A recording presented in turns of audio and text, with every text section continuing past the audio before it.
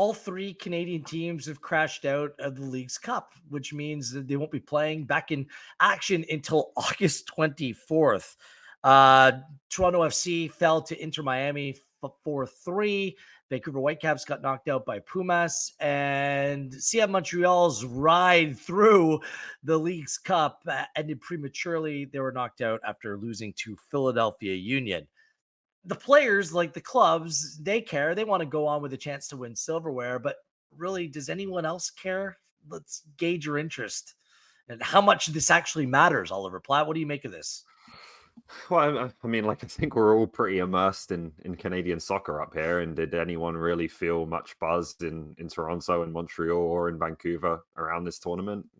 I don't think so. I don't think the crowds have been great in a lot of different cities and communities around North America for this tournament. So it doesn't seem to have gone fantastically well so far. Obviously, the absence of Lionel Messi not helping in the way that it did last season and really blew this tournament up.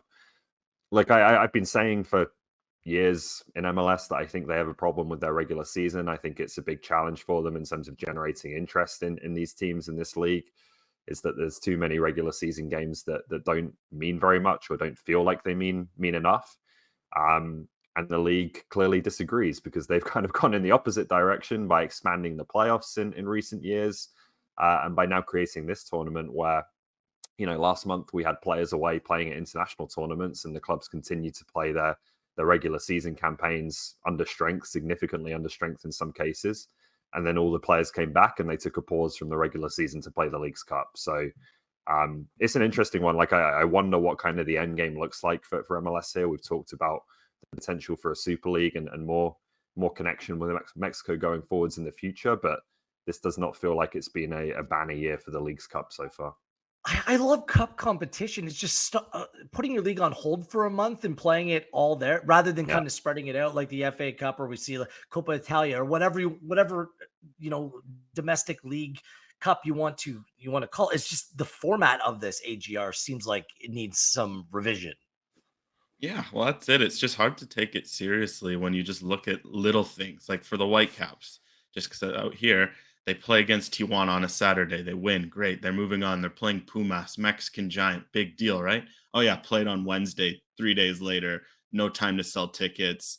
Like, it was just such a ridiculous turnaround because, like, I get if you're in a cup competition, you have a league game on Saturday, you have to turn around to cup. It's the same tournament. Why is there a 3-day gap between the end of the group stage into the next game? It just completely sewered a lot of these teams' abilities to hype up what should have been a fun, entertaining crowd, entertaining game. You add in other factors like the Austin wins their group. They had a group with Pumas, Monterrey. Like, good luck, tough group. They win their group. Oh, your award because for some reason it's seeded based on last year. You get to go play LAFC away and you get washed because that's obviously a tough matchup. LAFC finished second in their group with the Whitecaps. Like, there's so many little inconsistencies like that. You add in how it screwed up the schedule, everything. Like, it's really hard, I find, from a neutral perspective, to find much interest in this tournament. So yeah, it's been such a weird stretch. I can't lie. It's been hard to get up and watch some of these other games that haven't involved the Canadian teams because of it.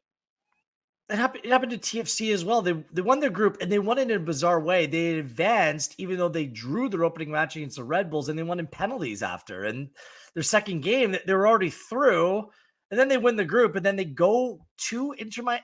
It's just it is downright bizarre. So the format needs to change. Cup competition, I like the concept. It's just the format simply needs to change. So here we are. The transfer window slammed shut for Canadian clubs last Thursday. I want to focus on the Whitecaps here for a moment because they're sitting in fifth place in the Western Conference. They're on 38 points.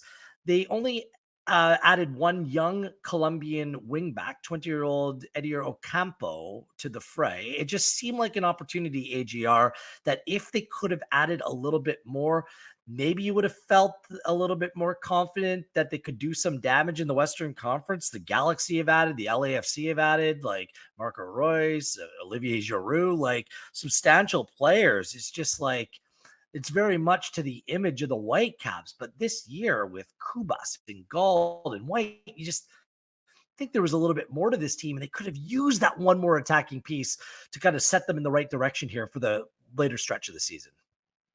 Yeah, absolutely. I think that's the next step, right? Like this Whitecaps team's very good. There's no team in MLS who they look at and think, okay, we can't play against them. We can't go toe to toe. Heck, they've proved it with Liga MX. They can go toe to toe with Tigres, Pumas. The reality is, though, they haven't taken that next step into being a great team, which is to beat those teams, to show they have the difference maker. They showed it in LAFC last year. They weren't not competitive in the playoffs, but ultimately they were never going to win that series because they were missing those difference makers to get it over the line. And the reality is, other than Ryan Gauld, there hasn't been anyone else who's proven they can do it in that caliber of game consistently. I think they were kind of banking on Pedro Vite and Ali Ahmed to step up and be those guys. But it's hard for them to be when Ali Ahmed's played every position in the front seven and Pedro Vite has been turned into a six. So I think they just need that, because you look at all the top teams, LAFC, Columbus, Miami, etc. They all have 1-2 punches up front, right? It's like Rossi and Cucho with Columbus. They got multiple guys who in big games are going to step up. You don't need to list off the Miami guys. LAFC, they've got a whole host of difference makers. So I think that's what's left for the Whitecaps. I think it'll be interesting to see if they potentially surprise us over the next month, because they can still add a free agent. They're about to get a boatload of GAM with the weird MLS midseason rule. There have been some rumblings within Vancouver that they kicked tires on a lot of options and ultimately it just fell through. Like, they were swinging, but if they do want to take that step up and become a great team, it feels like they need to, or else they kind of get stuck in that mushy middle where they can compete, but will they actually be able to beat the top team? Bingo. It's been a good season. 50th anniversary. Crowds are up. It's like, it's good, but can it be great? And right now, just kind of wonder where things will end up. Let's end up with our TonyBet top picks.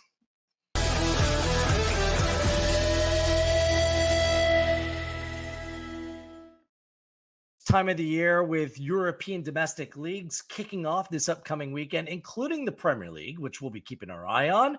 Let's look at some future plays courtesy of TonyBet. For Premier League winner, Manchester City, can they make it 5 in a row? You can get them at plus 122 to win the Premier League this season. Arsenal at plus 187. Liverpool a little bit further out under Arne Slot at plus 707. Oliver Platt, where's your money going? I would like to wait until the end of the transfer window, because you just kind of wonder if City are going to do anything with that Julian Alvarez money that's come in. But I think Arsenal have a real chance this year. So at that slightly better price, I'll say a provisional answer of Arsenal for now. AGR, what do you think? It's tough to win year after year after year, but can City do it again? No, I think I'm going to have to. It feels wrong to say, but I'm going to have to go Arsenal. Their just backline is so good. And I think if they sign a striker, because they've been linked to Gyökeres, like that Arsenal team looks legit. Values with Liverpool at plus 702. The Arteta pickpocketing, no thank you. Ass. What about top 4 odds? I'm looking at Manchester United at plus 198 as potentially the team that could slide into the top 4. Really quickly, AGR, who's making the top 4 this year? I'll agree with you with United. They've made a lot of sneaky signings. Just got to stay healthy, right? They can't stop getting injuries. I'd go to Newcastle Oliver? and Spurs before United. Sorry, Wills. Of course you will.